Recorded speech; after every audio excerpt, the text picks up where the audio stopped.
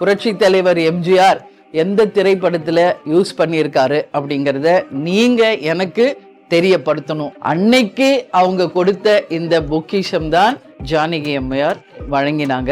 ஜானகி அம்மையார் அன்பு பரிசாக கேப்டனுக்கு கொடுத்த இந்த பிரச்சார வாகனம் இன்றளவும் நமது தலைமை அலுவலகத்துல பொக்கிஷம் மாதிரி இதை பார்த்துக்கிட்டு இருக்கோம். இந்த வாட்ச் உனக்கு நல்லா இருக்கும் அப்படின்னு நான் யோசிச்சு உனக்காக வாங்கிட்டு வந்தேன், இன்னும் நான் வச்சிருக்கேன் அப்படின்னு அவங்க சொன்ன அந்த அன்பு தான்.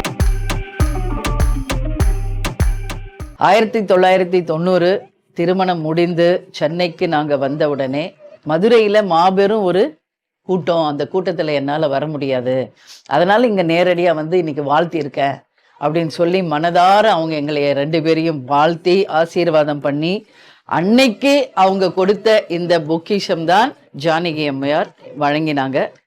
அடிக்கடி வந்து இங்கே குழந்தைகளை பார்க்க வந்துடுவாங்க. திடீர்னு அம்மா இன்னைக்கு வந்துக்கிட்டு இருக்காங்க, பசங்களை பார்த்துட்டு உங்களை பார்த்துட்டு போகணுன்னு சொல்கிறாங்க அப்படின்னு சொல்லி அடிக்கடி வருவாங்க.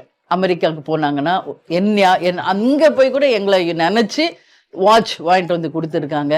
அதே மாதிரி குழந்தைங்களுக்கு சாக்லேட்ஸ் வாங்கிக்கிட்டு வந்து கொடுப்பாங்க. நான் கூட அம்மாட்ட சொன்னேன், அம்மா நீங்களே அமெரிக்கா போயிருக்கீங்க, அங்கே போய் கூட எங்களை எப்படிம்மா நீங்கள் ஞாபகப்படுத்தி யோசிக்கிறீங்கன்னு நான் கேட்டேன். இல்லை, அங்கே போய் அந்த வாட்ச் எல்லாம் பார்க்கும்போது இந்த வாட்ச் உனக்கு நல்லா இருக்கும் அப்படின்னு நான் யோசிச்சு உனக்காக வாங்கிட்டு வந்தேன், இன்னும் நான் வச்சிருக்கேன் அப்படின்னு அவங்க சொன்ன அந்த அன்பு தான் எனக்கு அதில் வெளிப்பட்டது.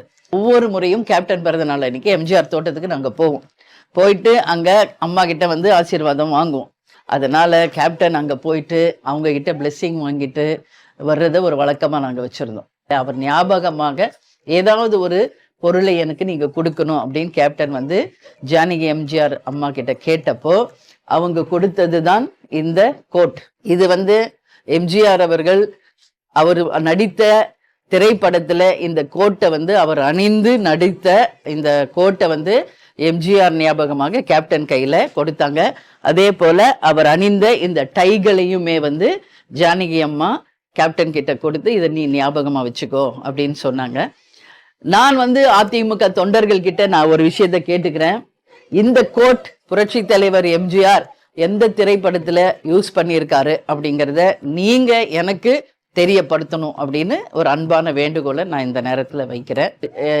அவருடைய ஞாபகமா உனக்கு ஏதாவது வேணும்னு கேட்டீல, அப்போ கேப்டன் சொன்னாரு அவரோட பிரச்சார வாகனம் எனக்கு நீங்க கொடுக்கணும் அப்படின்னு கேட்டார். தாராளமா நீ எடுத்துக்கோ, இங்க வந்து நாங்க சும்மா தான் அதை வச்சிருக்கோம் அப்படின்னு சொல்லி ஜானகி அம்மையார் அன்பு பரிசாக கேப்டனுக்கு கொடுத்த இந்த பிரச்சார வாகனம் இன்றளவும் நமது தலைமை அலுவலகத்துல பொக்கிஷம் மாதிரி இதை பார்த்துக்கிட்டு இருக்கோம்.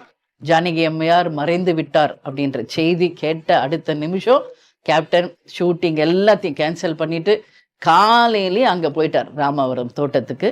ஒரு மகனாக இருந்து அங்கேயே உடல் அடக்கம் செய்து இறுதி அஞ்சலி செலுத்தி விட்டு தான் வீட்டுக்கே வந்தார்.